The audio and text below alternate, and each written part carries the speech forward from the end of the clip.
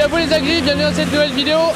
Aujourd'hui je vous retrouve sur un chantier de battage de maïs avec une Lexion 750 équipée d'un cueilleur à maïs Oros 9 rangs. Donc c'est une des grandes nouveautés de l'ETA Grimaud à Craon dans la Vienne que je vais vous présenter sur ce chantier. Donc c'est parti, je vous souhaite à tous une excellente vidéo.